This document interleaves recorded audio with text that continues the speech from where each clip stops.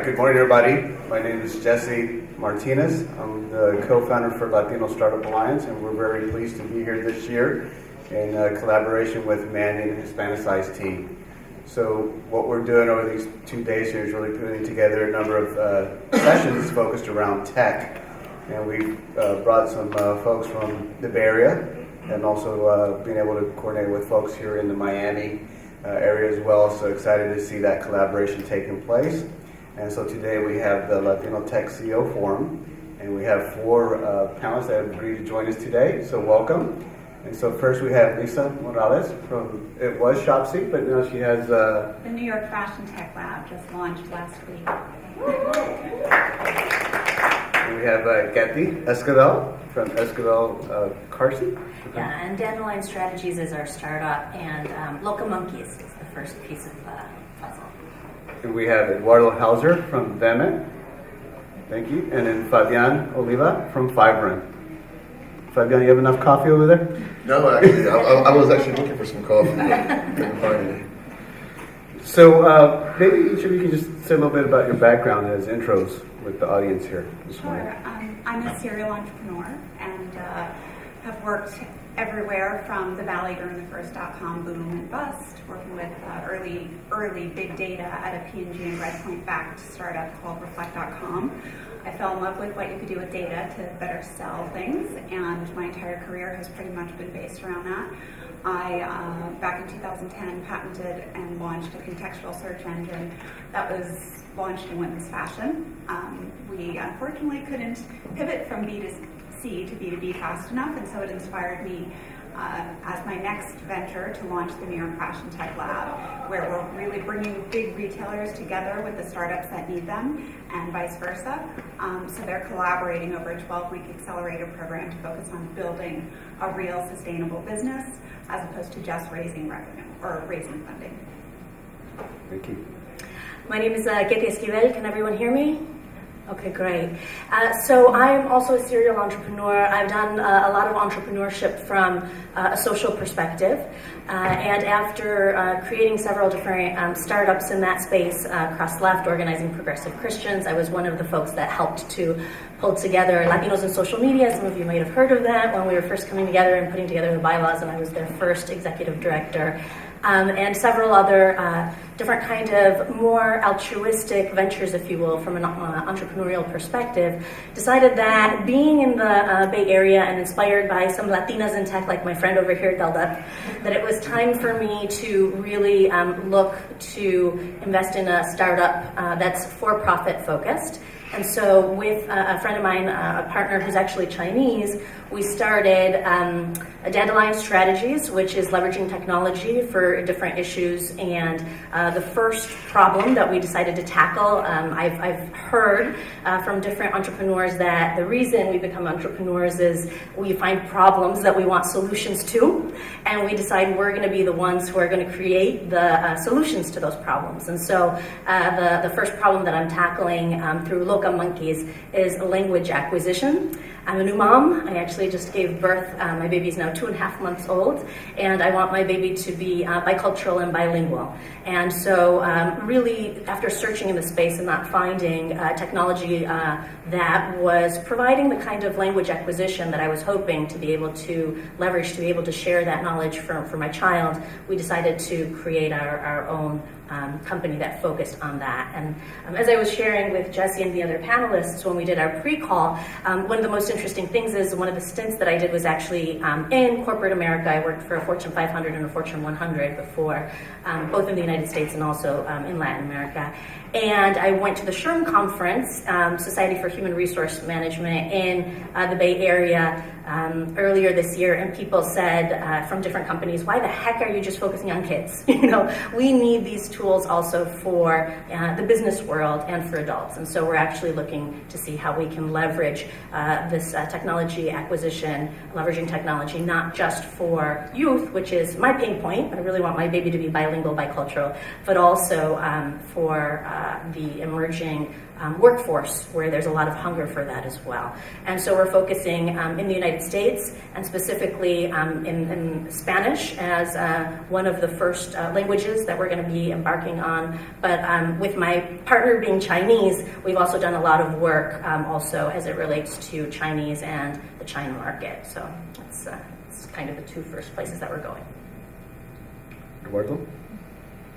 So good morning and thanks for being here. My name is Eduardo Hauser. I don't know if I would describe myself as a serial entrepreneur or as a serious entrepreneur, but I certainly try to focus on the latter.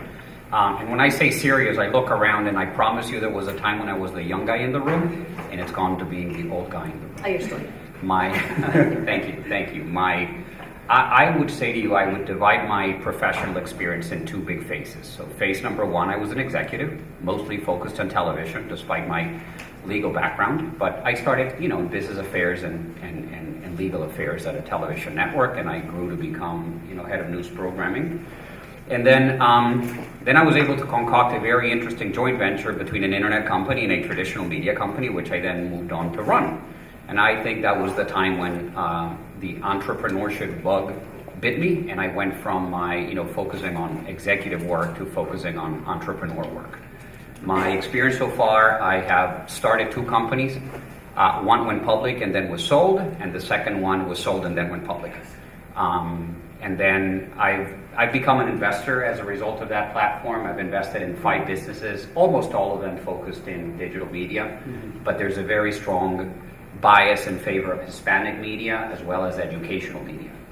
I'm a very big believer in education. I believe that in particular early childhood is particularly relevant. Hispanic kids are the fastest demographic in the United States. And Hispanic kids happen to be the kids who are in most serious need of educational support.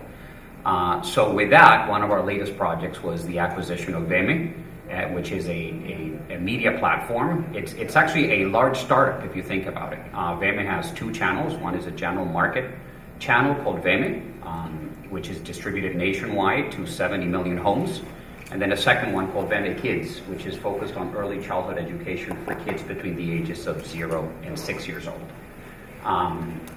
So that's a snapshot of my background. And as we go into Q&A, I'm happy to share the very long list of mistakes that I have made and that I probably will keep making until I smart up. Thank you for sharing. And Fabian? Okay, sure, great. So, I'm the co-founder and CEO of Five Run, and a bit about my background. My first startup was in the enterprise security space. B2B. Grew that from kind of a napkin idea at a conference to raising the first round of funding, getting the first cool, interesting customers that people care about, and then actually being acquired about 3.5 years later after that. Then I decided I wanted to go the opposite route. I decided actually to go work at IBM, and I spent 4 years at IBM, essentially being an entrepreneur, starting up a new line of business and running that globally. So it was a nice experience, actually, and it was nice actually flying business class as opposed to being a broke startup guy. But I'm either a glutton for punishment or I like doing things the hard way, so I actually decided I left IBM and then kicked off a new company, Five Run, about 2.5 years ago, and then now we just raised our first round of funding and now have great, interesting customers. And our software platform is now live in 11 countries, 12 currencies, used by thousands of people in the world. And what our platform is doing now is we bring like the Apple Store shopping experience as a software as a service platform for retailers. So when you walk into a retail store, the associate would have like a tablet in their hand, and then from that tablet they could sell you not just the products that they have on the shelf, like this bottle of water, but the products they would have from their online catalog, right? In other words, what doesn't exist in the store. So that whole concept of, I don't know, it's online only, and then the salesperson walks away from you, that would never happen with a retailer using our software. It sounds like you should be at the New York Fashion Tech Lab. They're looking for growth stage companies. Great. See, that's the power of connections. Fabian, are you able to share the retailer that you currently? There's several. I can't say specifically, but they're pretty exciting, interesting companies. One is a electric car company, and a range of other notable retailers that you would shop at. Nice. Well, thank I think you. there's only one electric company actually involved. Hard to figure out. I hope it's not the other one. Because in that case, then things might get complicated. I'm glad you picked up on that. Yeah, it's not Fisker. Exactly. Well, we have four amazing entrepreneurs on our panel here. What would you say is a key characteristic that helps you day to day as an entrepreneur? And how did that help guide you through some of those difficult times? Lisa? I'll go first. I've learned many lessons along the way, but I think one of them, my second time around now, starting an actual company instead of working at one, is that you really need to know your business better than anyone else and stick to your guns. Sort of be a filter, not a sponge, and just keep moving forward. My old favorite saying used to be, it's better to ask for forgiveness than permission, and my new favorite is proceed until apprehended. And it's exceptionally useful because you get so much more stuff done. And as long as you're delivering results, nobody complains. Great. Okay. I think for me, especially in the Silicon Valley startup world, there's so much activity. There's such a flurry of different things, different conversations, different investors you can talk to, different conferences you can go to. There's so much going on that I think for me a key lesson is really focus. And focus specifically on your business and on the product, because otherwise you can get lost in all of the other activity that's happening. And investors, when you talk to them, what they're most interested in is the product that you're developing, and they want to be able to see proof of concept. And so I think, for myself and for Eva Jo, my partner, we were trying to figure out as we're starting with this tech startup, and we had been serial entrepreneurs before, but never in the tech world, kind of like, how does it work, right? Like, when do we do what? How is it staged? And I think for us, it was just, we had some really good advice. We were able to work with the Capor Center. Some of you might have heard of them. They are really investing in different technology startups, but also really, really invested in trying to grow that in communities of color. And specifically the Latino community has been a concerted effort of theirs, and I partnered with them in producing the first ever Latinos in Tech event before South by Southwest. It was a pre-conference that we did and partnered with them. And some great advice that they gave me was, don't get lost in all this other activity and really focus on your business, focus on the product, and then you can put the other pieces in place. And I think that was completely invaluable. And to that point, the other thing that was really important for me was just keeping in mind, when we're doing a startup, we're our own bosses, right? So to be able to think about, we need to leverage the knowledge that we have of how you run things from a business perspective, maybe for other people, as you were saying, for ourselves, and be very astute about staging and how we want deliverables produced, etc. But on the other hand, since we are our own bosses, for me it's been really important, especially as a new mom, the whole work-life balance conversation. And so how to also stay really present to continuing to work really hard for this product and for delivering on this idea, but also to try and keep balance and in check the personal side of things. And as a new mom, that for me has been very, very important. And the reason I share that is, Jesse told us, one of the objectives of coming together here today is, for those of you in the room, many of you might already have your own startups, many of you might be thinking about it and be wondering, hey, how hard is this? Does it make sense, etc. And so as for those of you that are interested in going into this space, I think, one, I'm hoping that from our stories, you can see yourself here and see a possibility for yourself as a startup person and as an entrepreneur, be it in the tech world or elsewhere. And then two, I just do think keeping an eye on that work-life balance is so absolutely important, because otherwise what happens is the burnout, right? And so to be able to keep going and keep things alive, being able to be really present to that, I think is absolutely critical and has been a big learning for me. Thank you. I think, frankly, I think the main characteristic is really, passion over reason. I think, successful entrepreneurs are passionate about what they do. The second thing I would say to you, just in getting prepared, is, buckle your seatbelts. be very careful. The other thing I would say to you, and I have not learned how to do this, okay? So I'm giving you advice that I'm trying to learn myself. The line that divides persistence or perseverance from stubbornness is very thin, very, very thin, and it's a moving line. And I don't know where it is yet. Sometimes it's just worked out as a matter of luck, but try to draw that line not from somebody else's perspective, but for your own self. Where do you draw the line between the time when you're stubborn or you persevere? Persevering is good. Being stubborn is not as good, or not as good for the majority of the people. And then the other thing that I would say is, I heard in the prior panel to ask yourself, why not you? I think, not to get hung up on semantics, I fundamentally... You actually made some really good points, actually. I think you were spot on.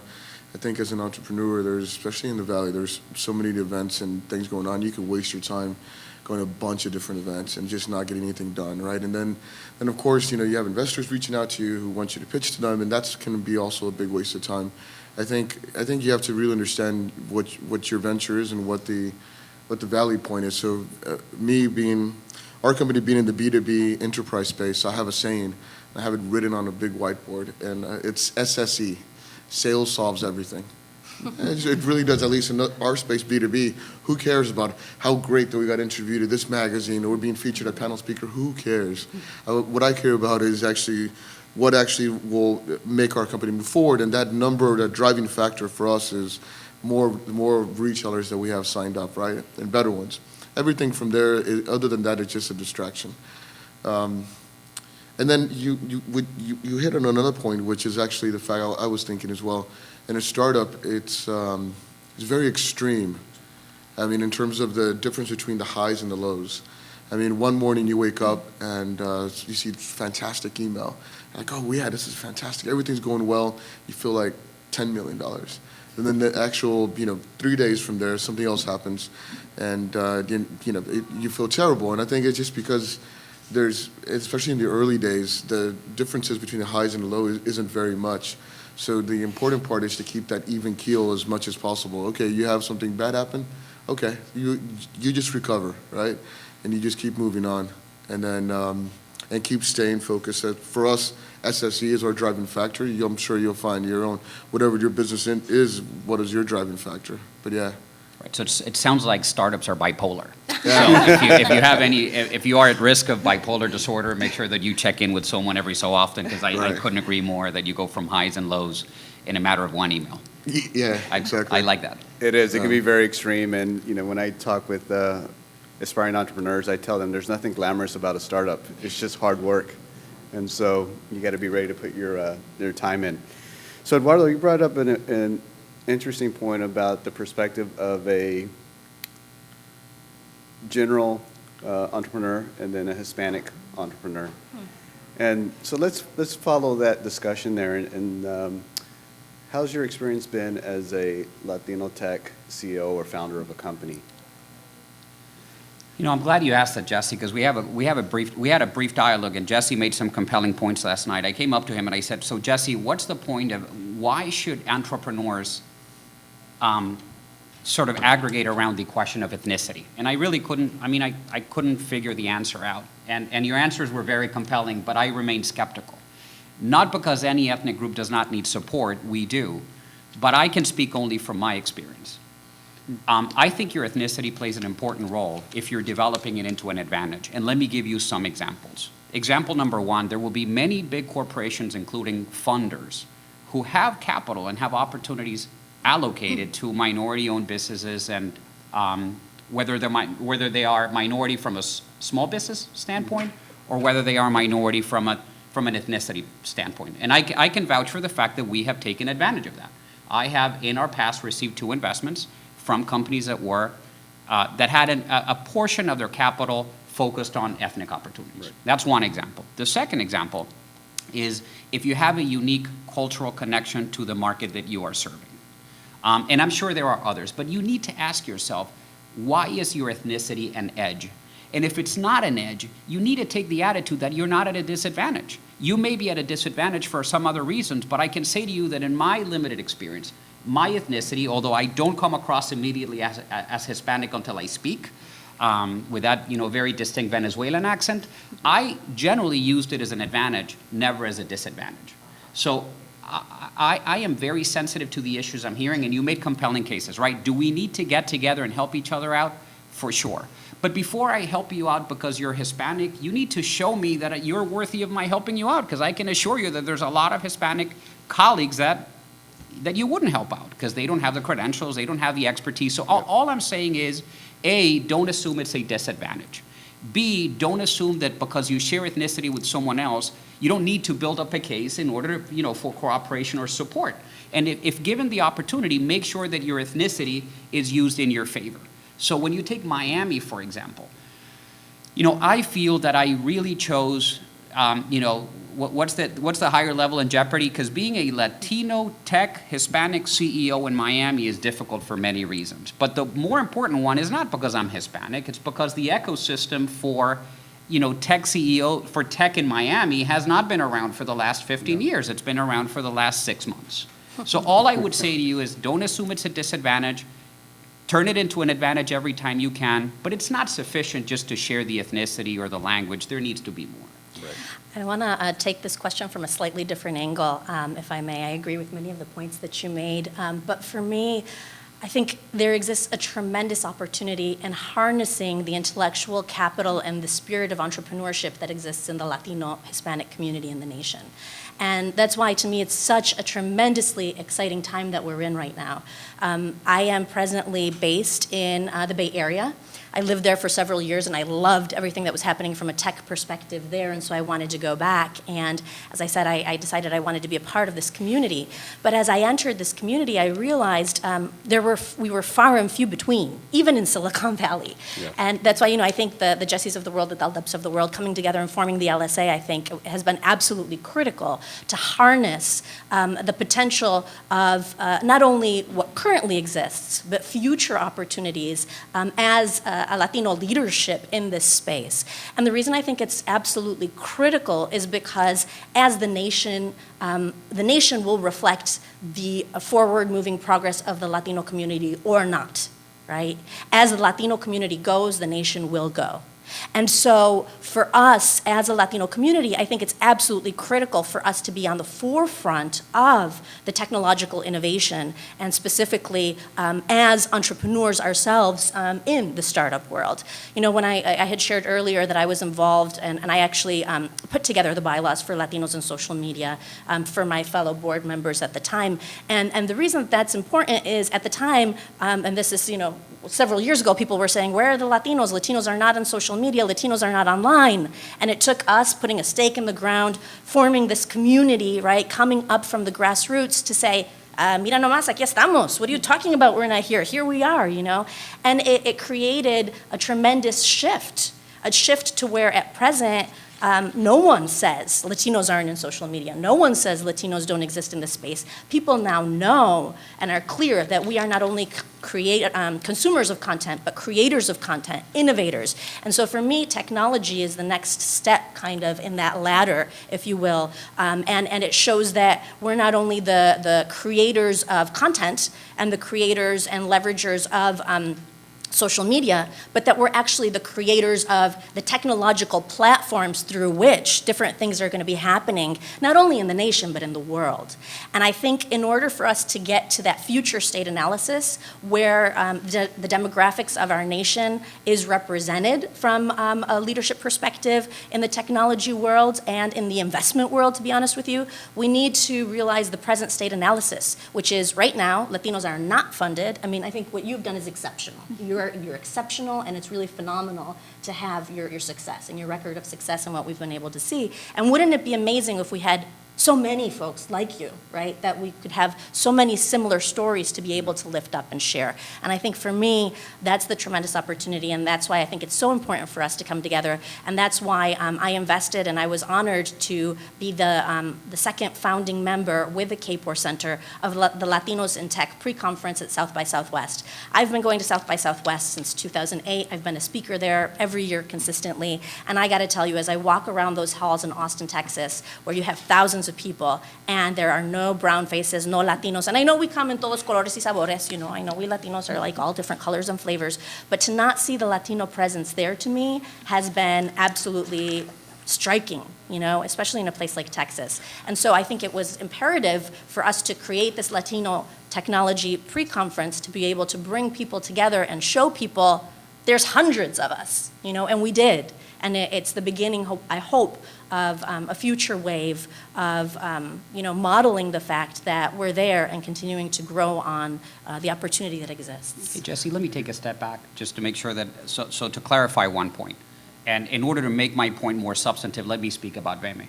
The reason why VEME exists to begin with is because we want to promote the positive features of the Latino community, right? The reason why we exist is we view ourselves as a counterbalance to mainstream media, which in general promotes a lot of stereotypes that a lot of us here would not relate with, right? So I'm not against that idea. All I'm saying to you is the following. When you are an entrepreneur, if you're a politician, that's different. If you're involved in public policy, that's different. If you're a communication specialist, that's different. If you're a campaign manager, that's different. When you are an entrepreneur, you're going to have to face 100 decisions on a daily basis at a very practical level. And what I'm saying to you is when you decide who to hire, who to fire, what are the features of your product, what is your marketing strategy, where do you go for funding, I'm just saying don't let that blur your vision, okay? There will be opportunities created by your ethnicity, but I don't believe that that is sufficient. In other words, do I feel we ought to be better represented? For sure. Do I believe there's intellectual capital in the Latino community? For sure. Do we believe that we have a unique combination of cultural features?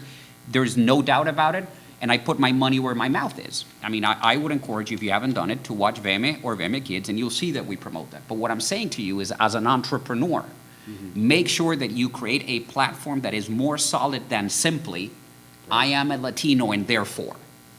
No, that's a good point. I think now is kind of being a company where we have revenue and growing and whatnot. I think the only times that it's, at least in my specific business, where it's valid is if I'm pitching to a customer and I see his first name is Jorge. Like, okay, this guy, him and I might like some of the same food. So then afterwards, I might be like, hey Jorge, hey, really nice to meet you. And then it's that connection, right? I don't walk around expecting he's going to give me a contract and sign just because we may like the same music or same language, but at least it gives us some sort of mode of initial cooperation. But in reality, yeah, I have kind of the same experience. That aspect, given our business structure, doesn't really come up.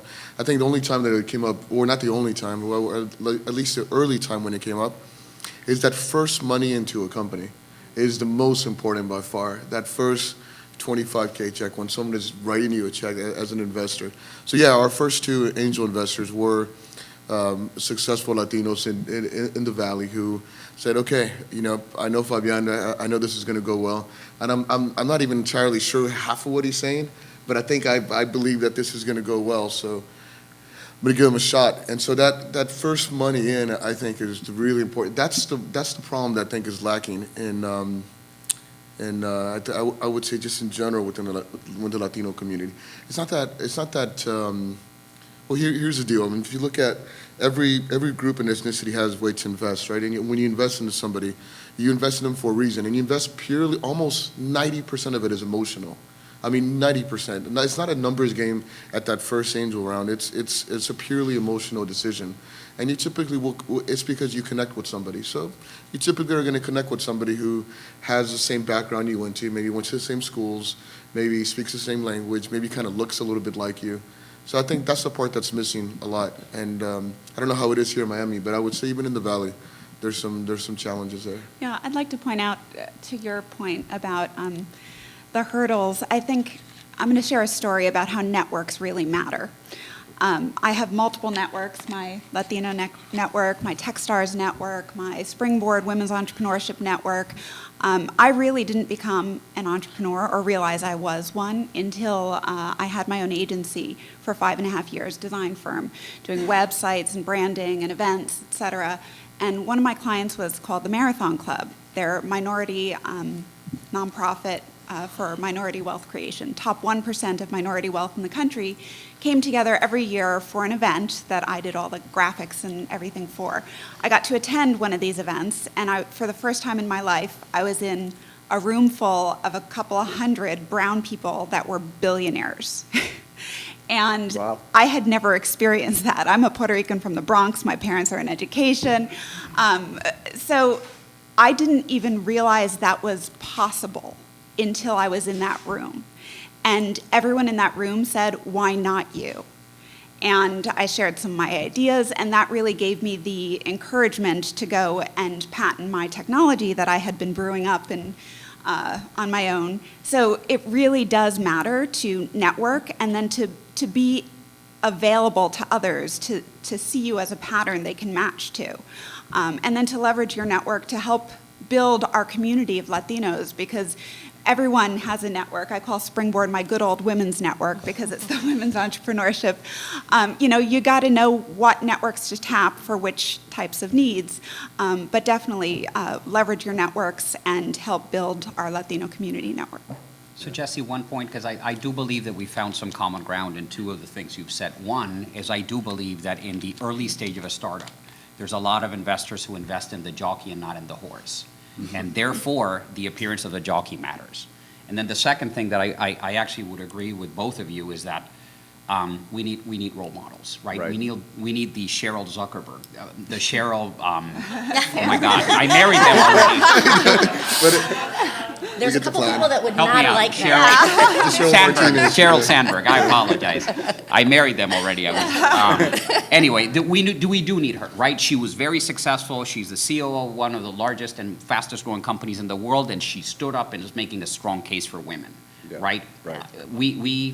If we have it already, maybe it's not coming to mind, but we do need that role model that says, there's the end result, and there's a possible path to get there. Right. To your point, and I think it's absolutely critical, especially since you raised it, and I think it's really important.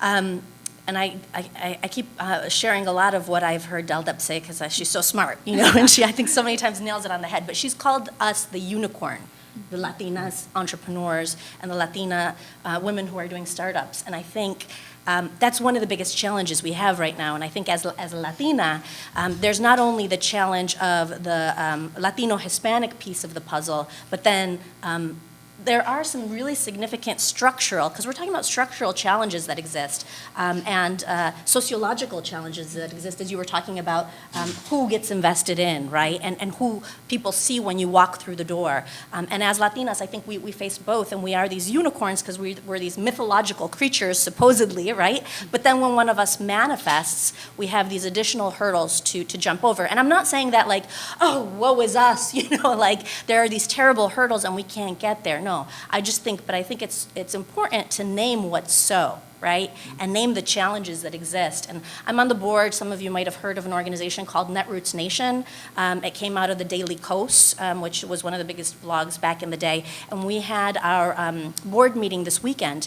And one of our board members is incredibly successful. She's been very successful both in the technology world as well as she became a political candidate and is now going back into the technology private world.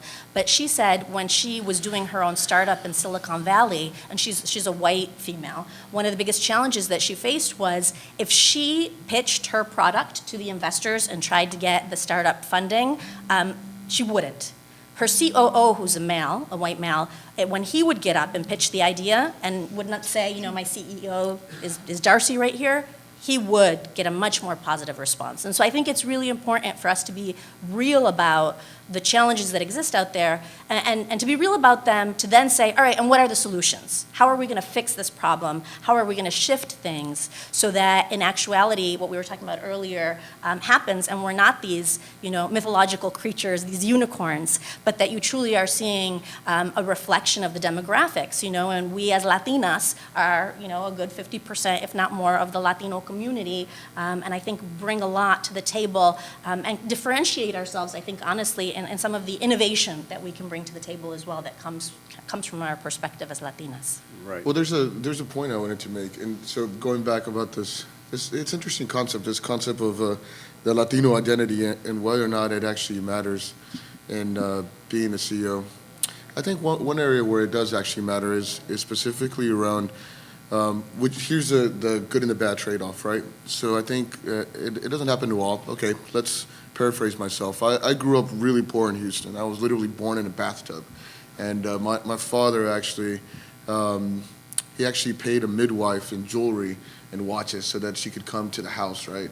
So, so that obviously didn't have any necessarily effect on me, on holding me back from being able to do something. But what it did have an effect is I didn't have a ready network out of the box from Stanford or from this, because I didn't go to Stanford, right? So the scenario is then, how do you overcome that, right? So you overcome it because you create an organization or a group of people who are motivated to help each other, and then there's different areas, right? There's some who have already done it, who become the Jose Zuckerbergs of the world, and then some who are, the 17-year-old kid, right, from San Antonio, Texas, who wants to become the next one of those.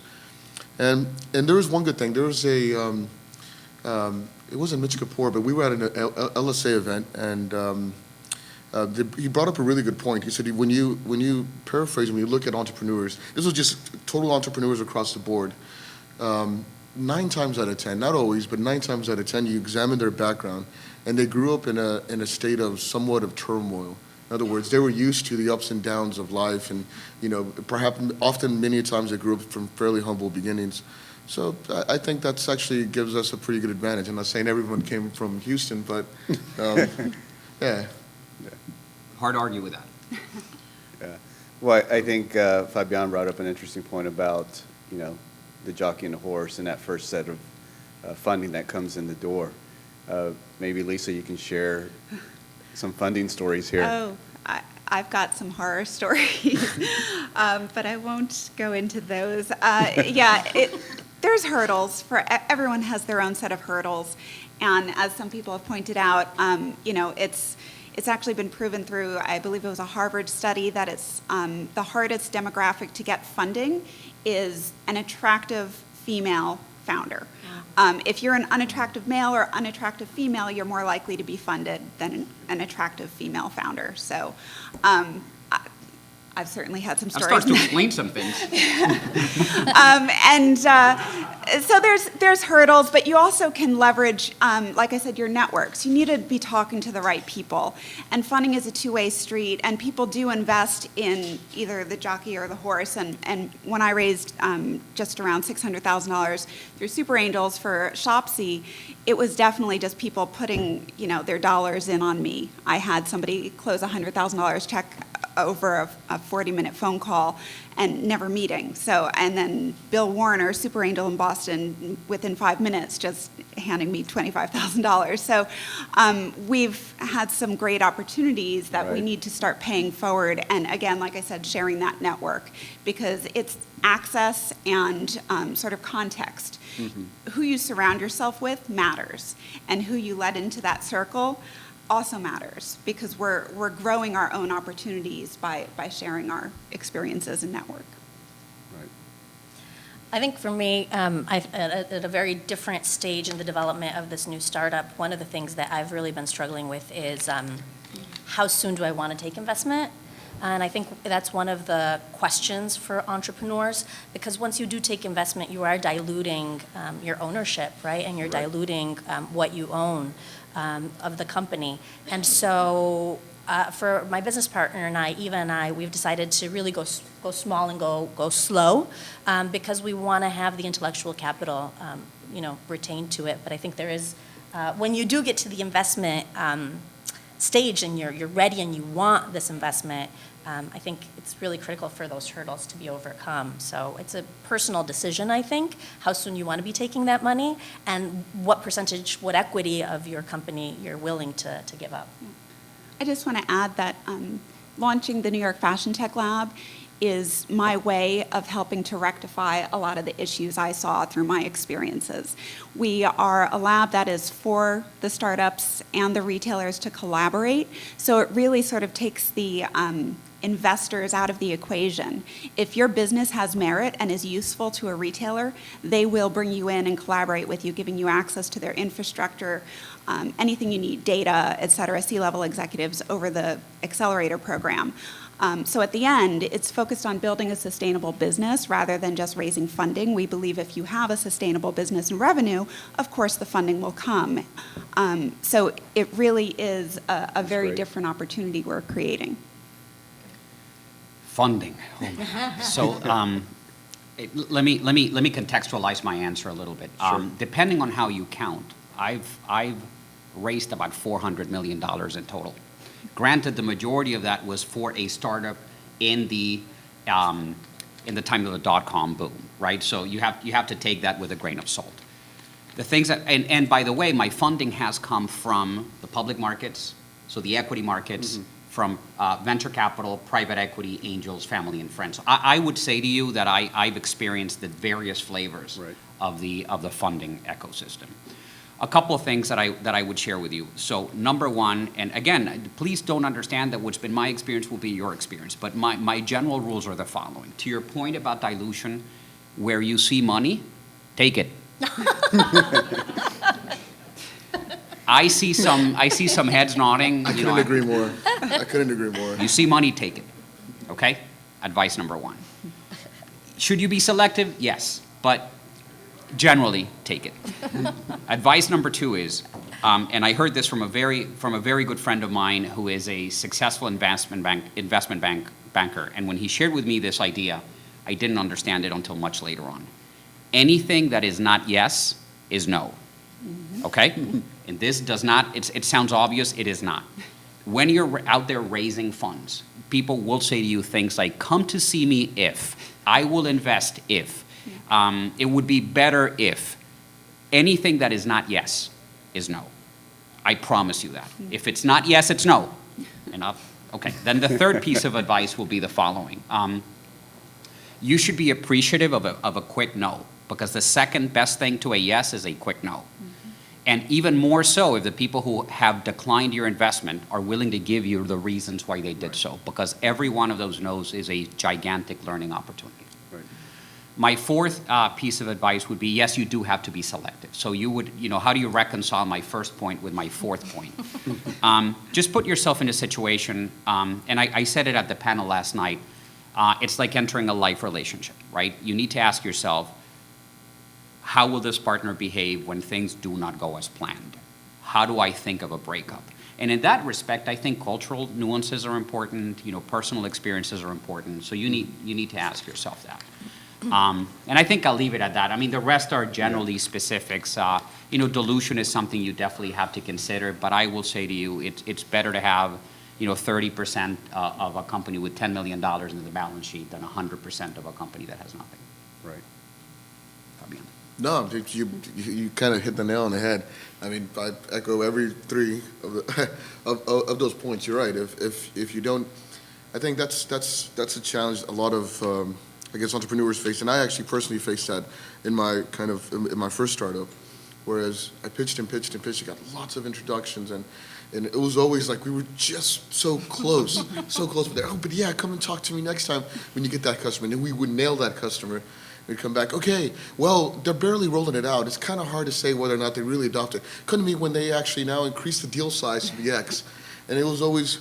It's a mirage. Yeah, exactly. It was always we were chasing this mirage, when in reality, what I realized, the mistake I made in that first startup is, if I would have just pulled up my sleeves and forget about raising money and just went and got the customers, it would have been way easier to just to get the customers money. Because especially if you have a product that they want to actually buy, and especially us being in the B2B space, we can kind of somewhat control our destiny, relatively speaking, right?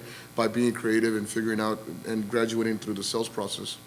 So with this company, this time around, I decided to go a bit further before I even entertained any discussions on funding or anything. So that at that point in time, I'm not having a conversation of what will I do. It's, hey, look at what we've done with this small amount of capital. We've done already a 20x return. Just with this another bit of capital, we're going to do X amount. So it was a different conversation to have, and I enjoyed pitching much more this time around. I can't say I enjoyed in general, but this time more. And as Fabian was speaking, two things that came to mind that I'm borrowing from last night's panel. So Sure. Paul Singh said last night a couple of things. Number one, standard terms.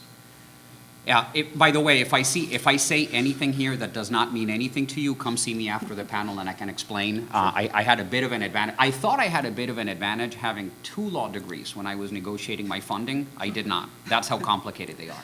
So number 1, always strive for standard terms. And number 2, I would say, at the risk of being wrong, is stay away from preferred shares until you have your first institutional round. So if anybody comes to you, that's friends, family, angels, et cetera, and they're offering you anything other than standard terms or common shares, just be very careful.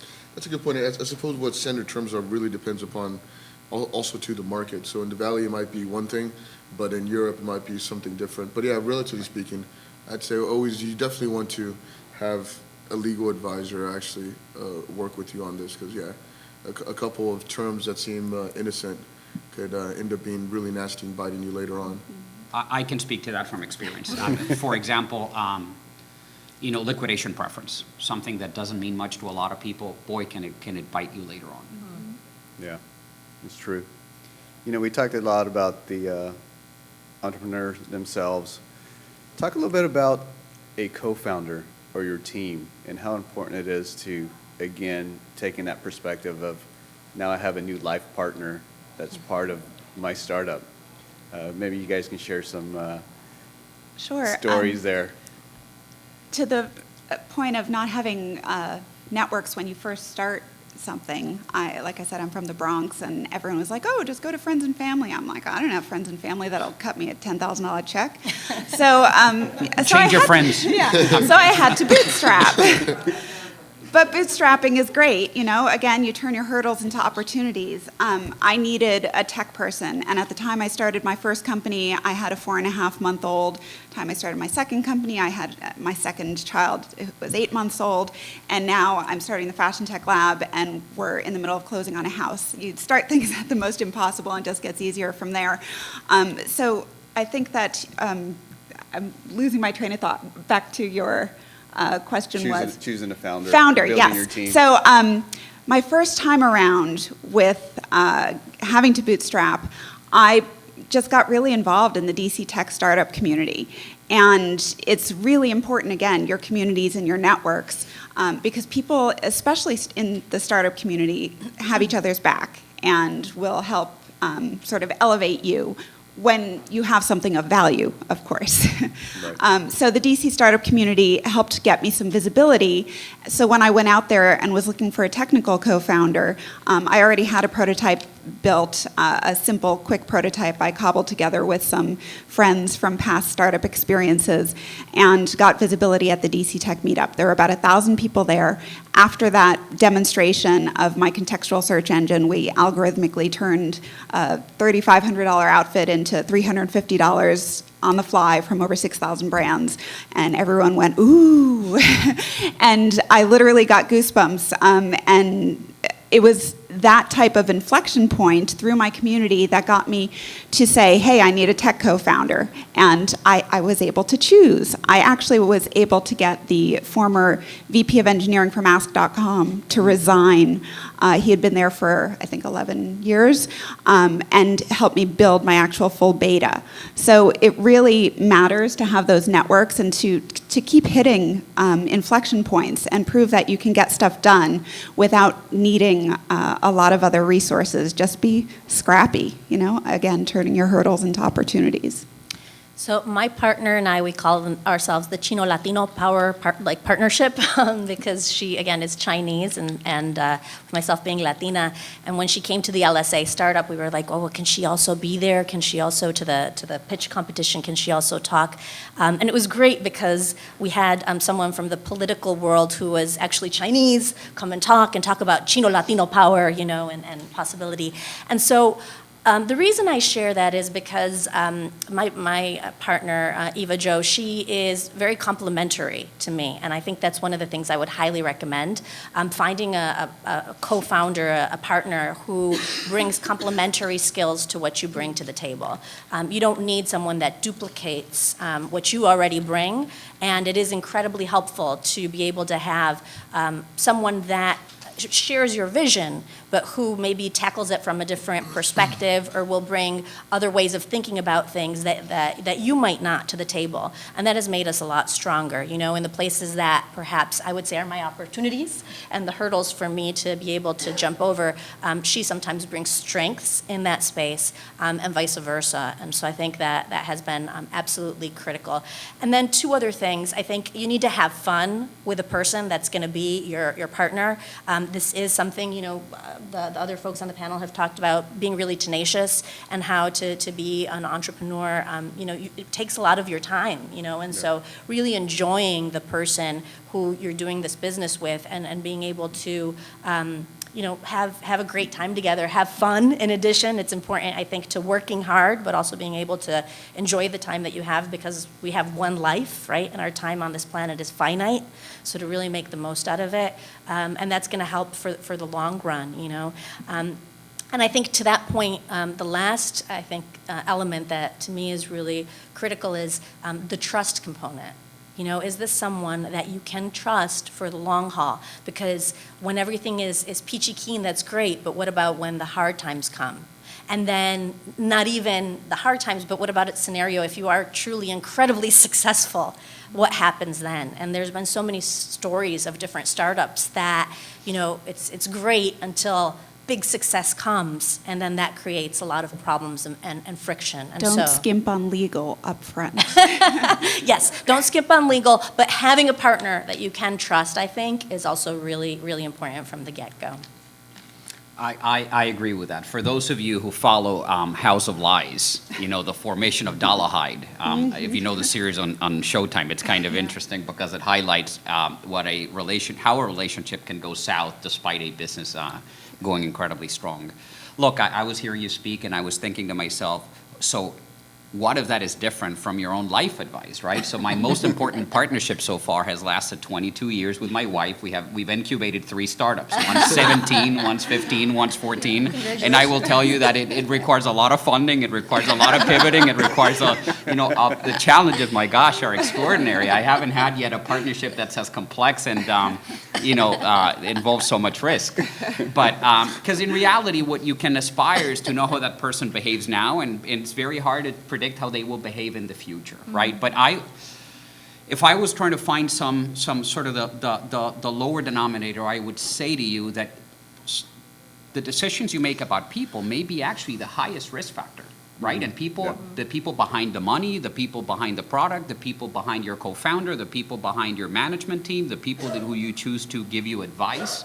So just be extraordinarily sensitive to the people who surround you. They will be a reflection of you.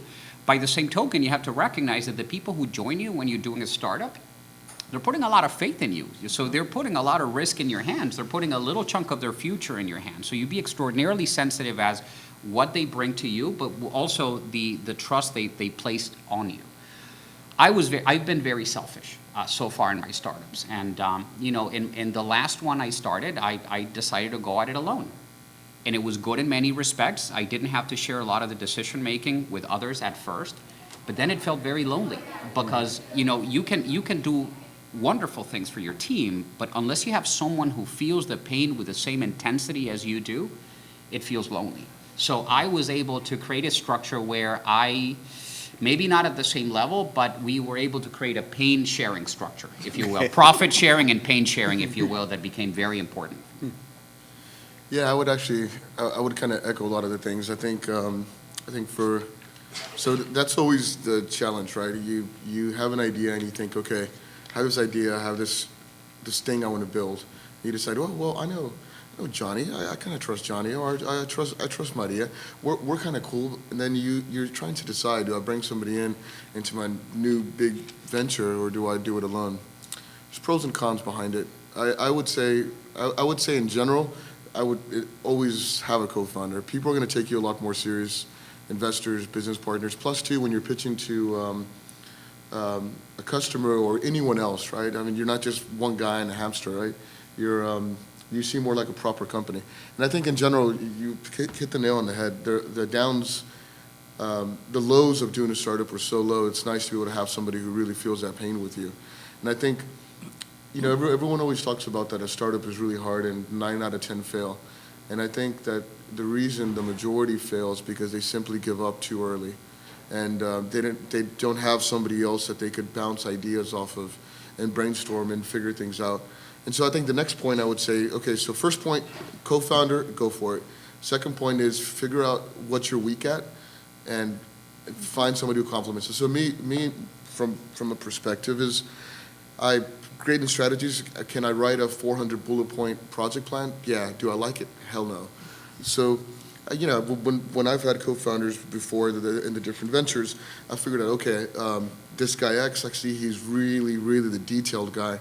It's not just detailed, everything about him is detailed, where he places his toothbrush in the mornings at the exact same place to, how he lays out his clothes before getting dressed, and I got to know him really well, and we complemented each other, right? So I think in general, I think find somebody who complements your weaknesses, and the last one is when things go south, and there's going to be sometimes that things will go south, right?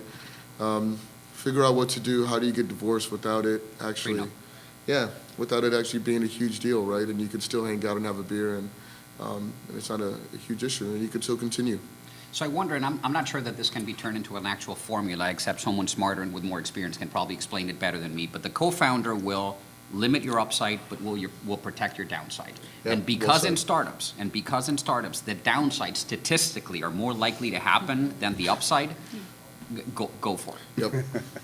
But I would Good also advice. say that make sure that when you're giving over co-foundership title to someone, that they have equal skin in.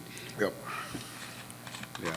So let me ask you a question. How do you give co-founder title? You either are or you aren't. That's the one thing, right? No, Yeah. seriously. Like we either came up with this idea together and we have the same skin in the game.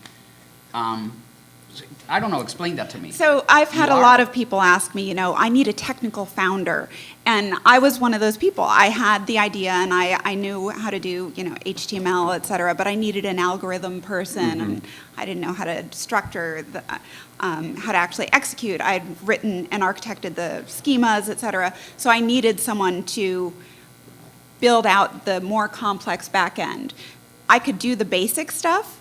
So I had launched, and I actually was a solo founder at first, and needed a technical co-founder. So a lot of people come to me and say, how do I get a technical co-founder?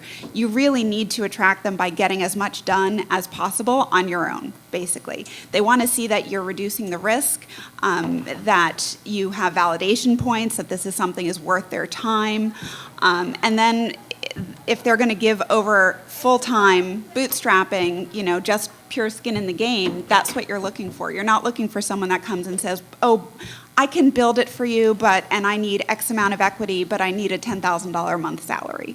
That's not a co-founder. So did you become a co-founder or did you retain founder and give away co-founder? I had brought on a co-founder. Yes. And what did you become? A co-founder Yeah. too? Okay. Yeah. Okay. Yeah. That's always an interesting conversation, the co-founder, but it's a very important one.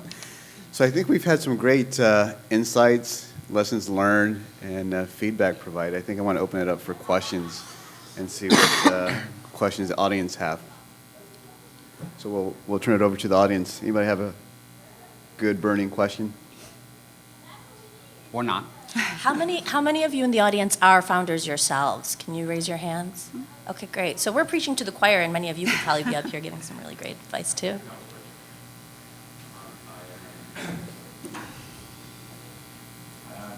By principle, I think against ethnicity ideas of trying to this event. I think by basic thinking, it is not reaching enough high. It's just thinking, okay, let's look at how the Hispanic or Latino community can do this or that, or have this in common and use it as an advantage. But I think Eduardo said something at the beginning that is also as well as important, which is funds. There are in U.S.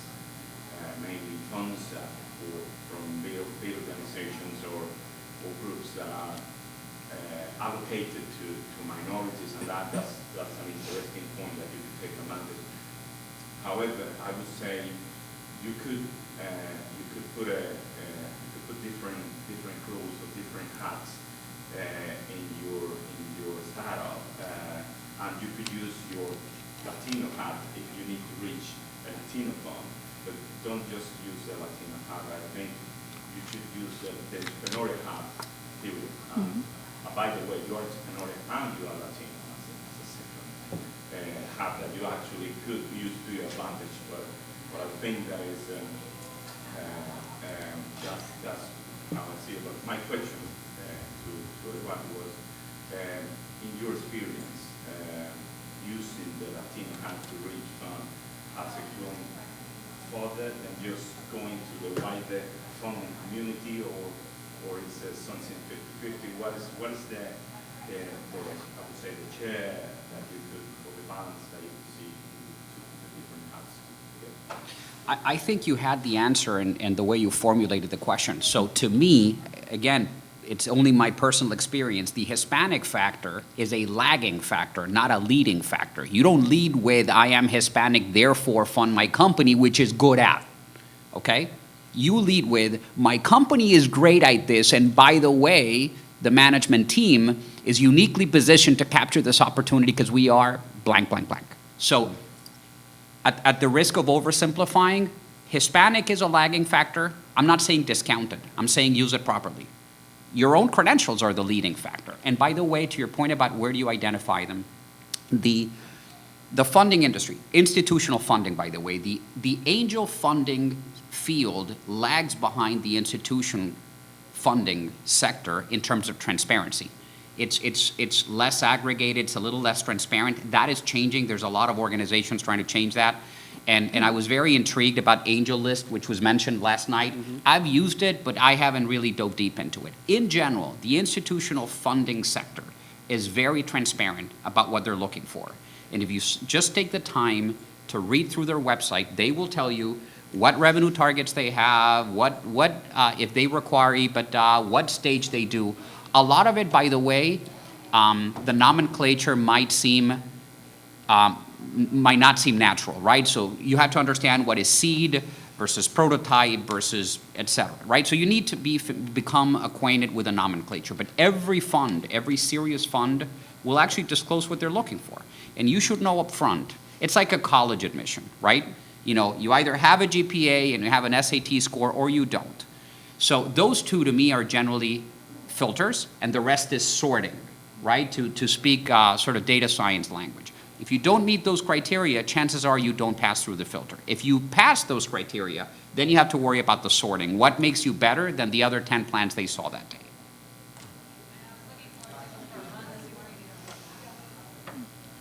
Oh, Heidi. I'm gonna try to differentiate a little bit. There's the Latino professional, and there's the professional Latino. And so it depends on what side are you gonna really play in and how you present yourself, right? But the reality is that I can't change my packaging. And when I do go to big tech conferences, I'm often the only woman that's not a blue bag. And I can't change that. I mean, that's just the reality. And so That's right. part of the issues that we see, part of the structural issues that you were talking about is like knowing that those barriers are there just has to make you smarter about how you're going to get over that barrier. Because if you know the barrier exists, then you're not going to hit it. You're going to jump over the wall. You're going to train so you can jump over the wall. You're going to find somebody that's going to help you get over the wall, like whatever it is. But you have to know that the wall exists. And I find that because this is, let's just be honest, like up until recently, as far as I was concerned, like we've been making stuff with a tablet and a chisel because making enterprise software, making a website up until recently was very, very expensive, was very laborious. I feel like coding is changing and is going to continue to change as new languages come in because we have to make it simpler. Not to dumb it down, but to actually create tools quicker and be able to respond to market in a much better way. And so it doesn't require a team of 12 that are all experts in their field for you to be able to do an update. Paying them all top dollar because, talent is scarce. But I think that a lot of the issues that we have, particularly within the Latino community, when you want to get into the space, even if you are an engineer, even if you've gone to a top school, is that you don't realize that the walls are there. And so part of having this conversation is like, heads up, a wall is going to come up. And so here's some strategies of how to get over the wall.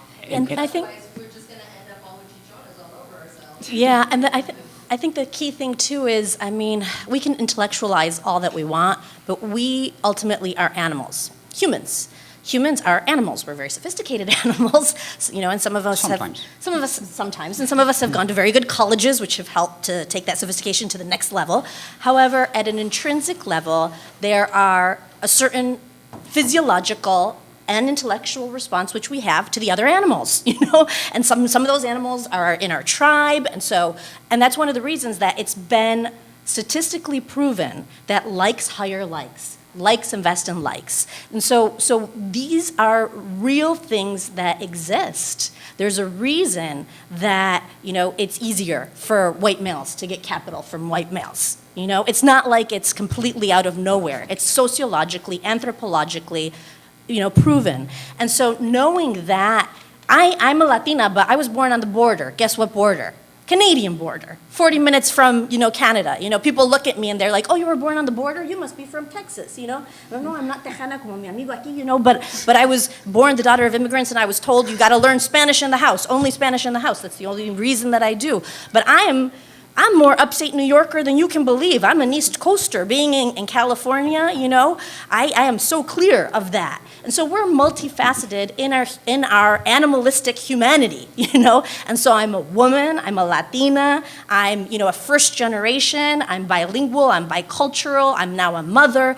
And all of these elements of our identity, I think, are absolutely critical for us to understand and embrace and speak to and be knowledgeable to, not for them to be barriers, but for us to be able to, one, understand structural challenges exist, and we have an opportunity to overcome those. And then two, we are incredibly powerful, regardless of that packaging and the multidimensionality that we bring to the table. And so how do we let that power shine through? And how do we bring the gifts that we have to the world, regardless? And like I said, we have a Chino-Latino partnership. Even though I'm Latina, I'll be honest with you, one of the markets I'm the most interested, I lived 4 years in China, and one of the opportunities I'm the most interested in is the Chinese market. I mean, that's huge. There is so much growth potential there. And so it's not that our identity confines us or defines us, but it speaks to who we are, and it creates, I think, a lot of opportunities, as we've been talking about here as well, and it can. And so let's do that. Let's let it be an opportunity, and let's leverage it, and not be ashamed of it, and not let it hold us back. So 2 points of refinement. One, a little humorous. I was very thrown back by the idea that being an attractive female is a hindrance to raising funds. Perhaps I don't work in the venture capital industry. I'd find that hard to believe. Anyway, I find that very interesting. The fact that, that like attracts likes and whatnot, I would have thought that based on my college years and so on and so forth, that attractive females, it'd be easier to get funding. I want to acknowledge also the fact that there is, if you're applying for a coding job, right? So you have two sides of the equation. On the one hand, you had Paul Singh saying, just give us your GitHub. I'm not going to ask you your name. I'm going to see the quality of the code you've written, right?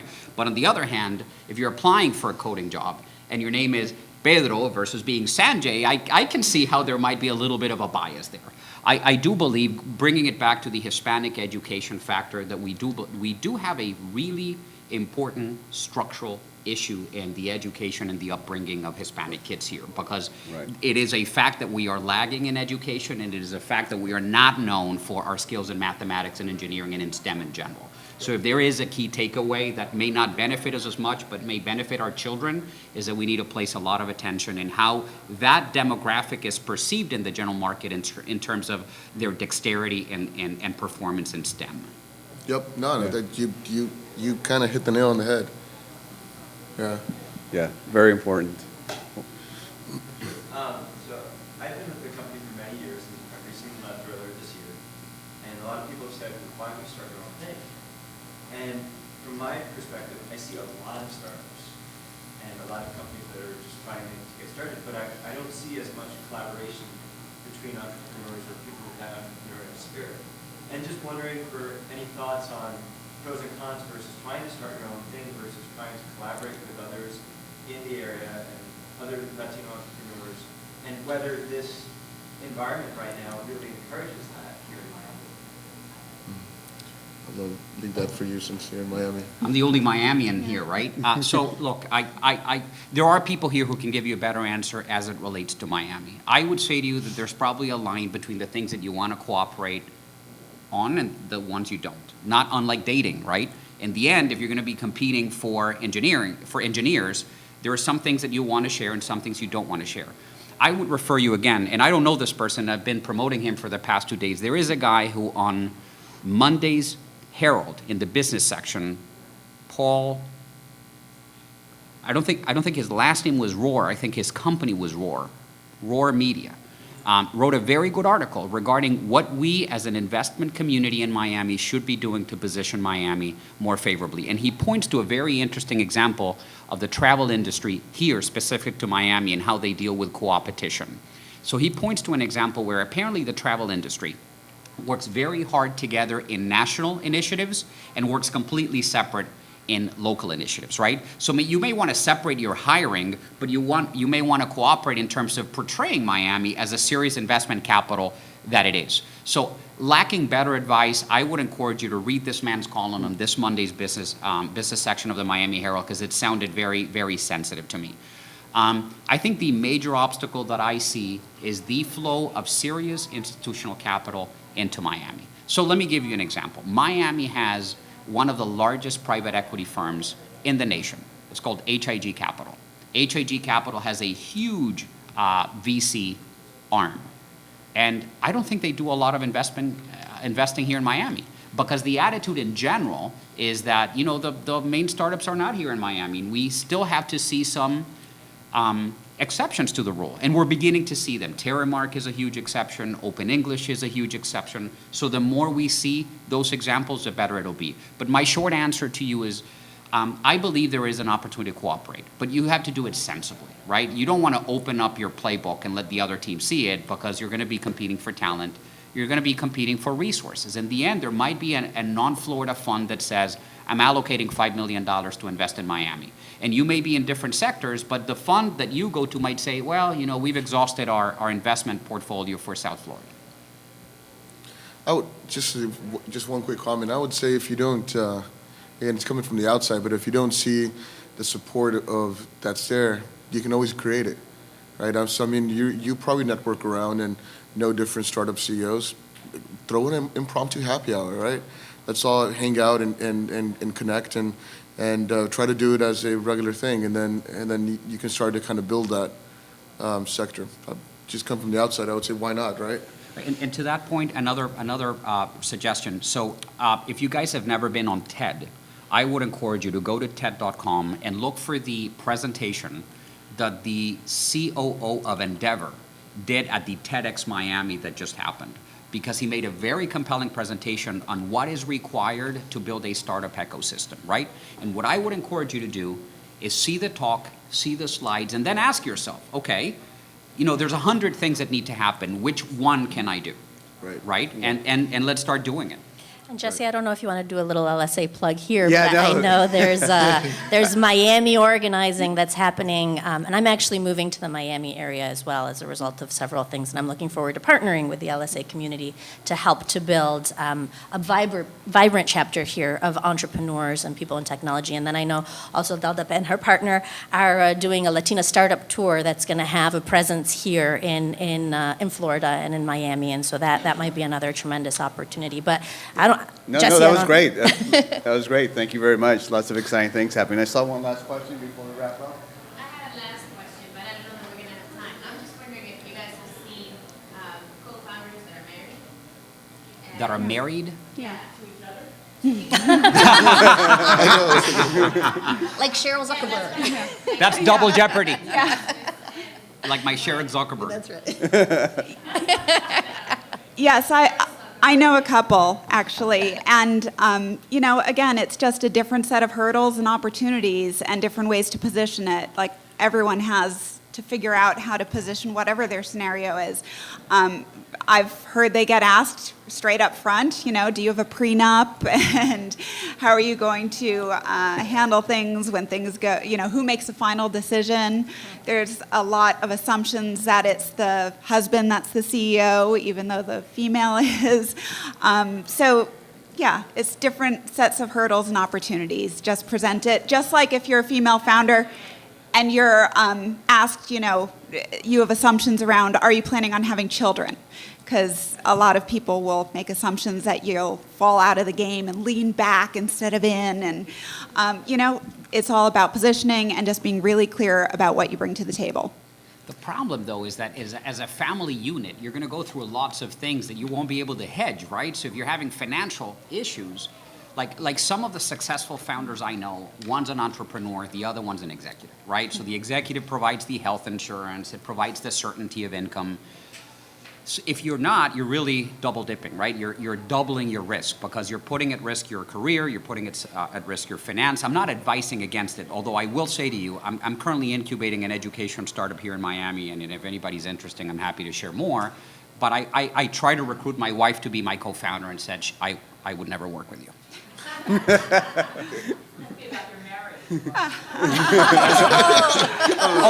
although, like I said, you know, we have 3 very important proof points that the marriage side is going well, right? Yeah. Good Well, point. let's thank our panelists this morning here, Lisa, Getty, Eduardo, and Fabian for an excellent job. And again, thank you for sharing. Thank you. Thank you. Thank you. Congratulations. I think you deserve a lot of credit. Not so much for